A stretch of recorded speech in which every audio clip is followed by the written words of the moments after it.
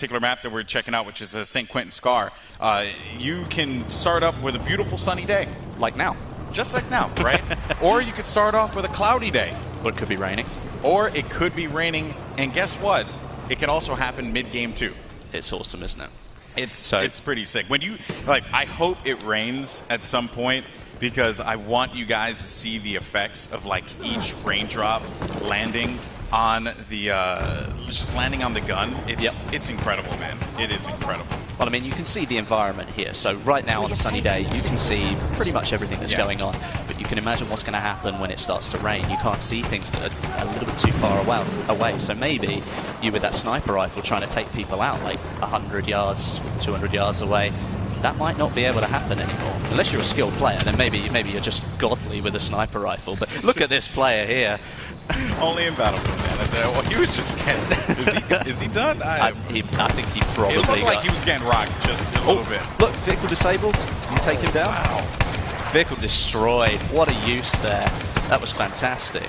That was some great shots there, and that was the field gun. And that thing is just brutal. And another gun that I actually haven't had a chance to even try out for myself, too. This is one of the LMGs. Yeah, this is one of the LMGs. Look at that side-loading magazine there. That's a little bit different. This is one of the things about weaponry back then. I mean, each army had their own way of doing things, and there wasn't one set way.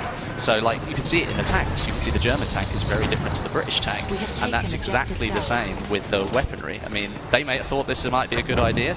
Other armies didn't think so. Yeah, what's really cool is that it's a balance of the testing of what we saw in World War I, the weaponry that we saw being tested in that time period, as well as what was actually used, Correct. So there's a lot of cool, different kind of gameplay elements there, all in the interest, most importantly, of fun gameplay, right? Which this game certainly is, and... look at that stare. The death stare right into the camera. He's intent on winning the Team Neebs this time. Team Neebs. All right. Well, let's see. Hopefully they could pull out the W here. Well, obviously we've seen a lot of weapons here so far. We've seen gadgets and things, but maybe people don't know all the weapons that are on offer. So, first of all, you've got semi-automatic rifles. You've also got SMGs, LMGs, shotguns, sniper rifles, and you've got some pistols in there as well. So there's a full set of weaponry, just like you'd expect from a Battlefield game. Yeah, we were talking about it before just a little bit. The gadgets, you're going to see anti-vehicle grenades for the assault, trip mines for the support, as well as ammo bags for the support. Correct. You're also going to see the medic bag and the revived syringe, which you may have caught a couple times in some of the videos for the medic position. And then you have the signal flare, which spots enemies for the sniper. That's quite exciting stuff. And then the rocket gun for the assault. Now, we haven't seen rocket gun be used just yet, but essentially what it is, it's exactly as it sounds. Yeah, it really is. It's a rocket gun, but in order for you to fire it, you have to go prone. Or you can set it up behind cover, and then you can use it as a resting point, and then you fire it. It really does have some extreme power behind it as well. So if you can use it effectively, you've got the opportunity to do some serious damage. And then the last thing I want to talk about are the anti-vehicle rounds. Yes. From the sniper. And I actually had a chance to use these earlier when we were setting up the gameplay arena. And well, you can, as it says, you can do damage to vehicles with your sniper rifle, but you have to sacrifice your weapon, really, because you change and you move from firing normal rounds into using something that is purely designed to take down vehicles. Now, obviously, it's nowhere near as effective as the anti-tank grenade, but you've still got the opportunity as a scout class to... just honing in on a gunfight there, but you have the opportunity to maybe help your team take down a vehicle. You could take it down if it had a little health left, but you still feel like you've actually got a chance in that fight between you, just one infantry player and a massive tank. And I have to say, man, X Factor has been so impressive. He's been a one-man army, going for the tanks, going for the close-range gameplay, even playing some range. And just look at the way that he is absolutely lighting up the other team. They are approaching him from all angles, and he is holding it down. I believe this is his teammate as well. No, that was not. It was evidenced by that there. So that was Doom 49 coming in hot with that pick. Good stuff by Doom there. Yeah, definitely. I mean, look at all the concentration here. All of it going straight into the game. every one of them intent on getting the points that they want, trying to capture those objectives. Yeah, and also I just want to highlight something too. So you guys may have noticed that you see a couple doors, scattered about. And here's the good news. There's this really cool and a good revive there. Nice. Fantastic. Nice to see. That was going to be Matt there with that revive. So I just want to note one of the coolest things that they added in Battlefield 1 is the charge through a door. So you close the door, you think to yourself, man, I have security. I feel good, Westy. I'm protected. No, you are not protected, my friend, because I can charge right through that door and say, here's Johnny. It's awesome. I love it. You don't have to stop at the door anymore, which is actually a limitation of some of the older games where you had to wait for the pop-up to come up, and then you could open the door again. You could, of course, blow the door off and then not have that option, but now you've got literally just charge straight through it, full speed, and you don't have to slow down, and the enemy doesn't have that chance to get away anymore. Great shots there. A little bit of a bombing run. Oh, nice. Not bad. And again, they have so many great players here, from guys who come from the Battlefield community, popular content creators, and of course our celebrities that are here playing today. So you're seeing just a diverse mix of skill here. But what's really cool and always impresses me is air gameplay, man. Because I can't control a plane to save my life. It is like the saddest thing. Someone watched my stream. I remember one time I hopped into a jet, and then the jet blew up the second I got inside of the jet. I didn't even know what I did. I have no idea. I did it. I said I committed. I took myself up. Wesley, please. I don't know what to do here, man. Well, looking at this, I mean, we were looking actually at a semi-automatic rifle there, and you have to load every single bullet. So, you've got to be really careful. If an enemy's sort of hanging around, maybe you don't want to fully load all of those bullets, and maybe you want to switch to your sidearm. Might be a little bit more helpful in that situation. Yeah, and the sidearms, too, they have a lot of kick to them as well. Definitely. In previous Battlefields, I would be able to whip out the sidearm and get some reasonable shots at a distance. This time around, though, not the same thing. That gun has a lot of kick to it, as do a lot of the weapons in this game. They have a lot of kick. A lot of different bullet drop as well as drag. There's just a lot of different gameplay mechanics at play here. And also, you had mentioned before, or you alluded to it, Wes. You pointed to me, the airship has arrived. Yeah, it's coming back in again, so we might get a shot of that in a minute. And actually, what we should do is maybe just go into a little bit more about the airship and maybe see if we can show some of the power that it possesses, because it was good to see people firing off some of those shots, showing what damage it does on the ground. Be interesting to see. Feels bad, man. No, he's typing it. Here it comes. Bad, here it comes. It's great. And one thing that I think we will mention about this airship is that it is fully controllable by the player.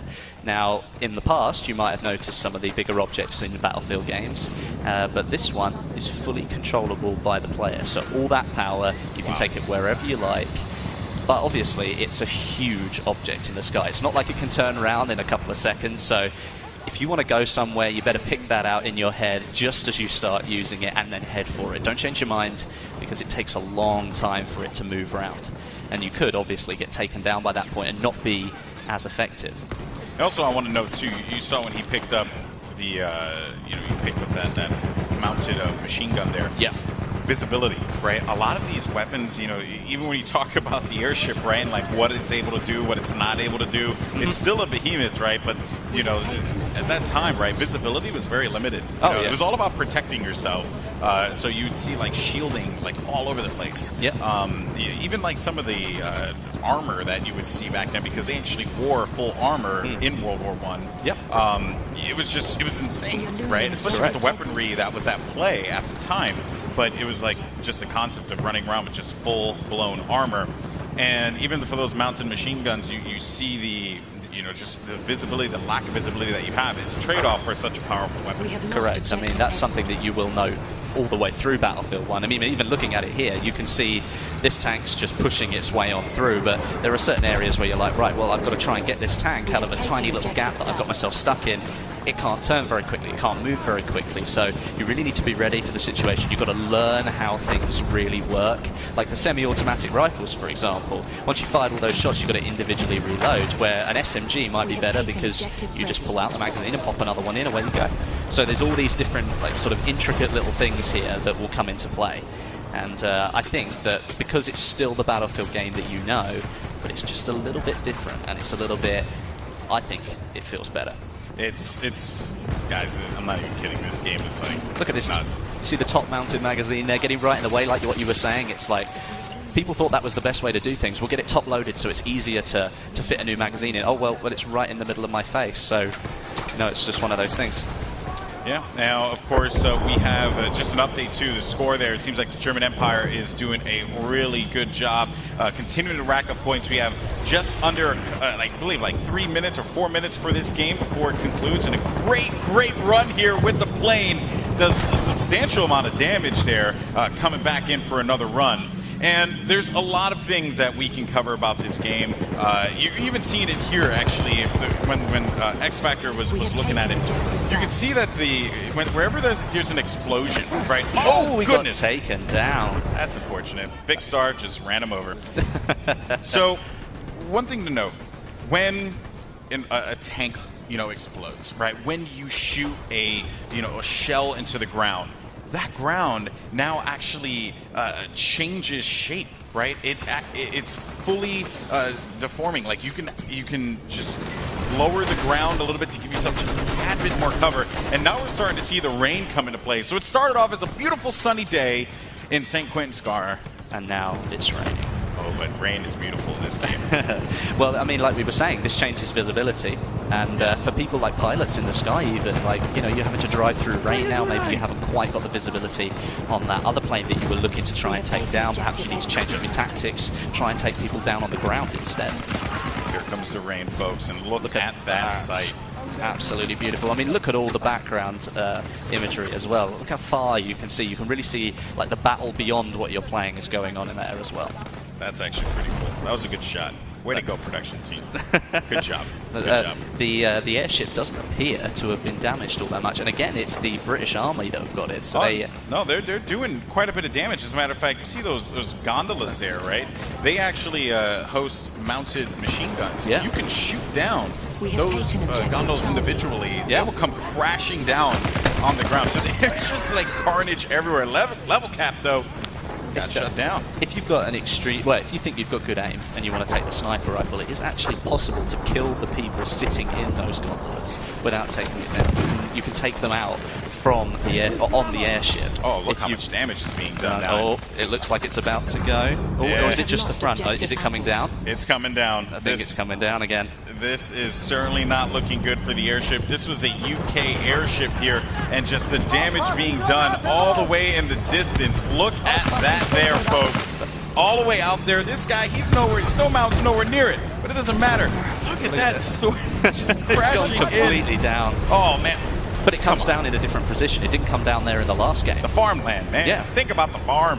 You've got a little bit jutting into some, the town area here, so you can see it's done some damage to the buildings, but it fell in a very different position, so it may not change that location as much as it did before. Yeah, before it was like smack dab in the middle, right? I mean, it was actually a very well-placed one, considering I think the production team got a good shot with that one. Oh, yeah, it was great. Oh, this guy's just biding his time because there's an enemy tank out here.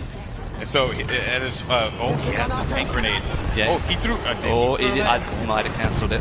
Yeah, he had to cancel. Something that you will notice. Look at the weapons here. Because it's raining, you've actually got water falling on the weapon. You can see it there on the magazine quite clearly that it rests on the weapon. So all the visuals are changing as the weather changes. So not only can you not see as far, but the weapon that you're looking at, it actually has got rain all over it, just like you would expect if it was raining and you were outside. Oh, gets the tracks. Oh, nice job there.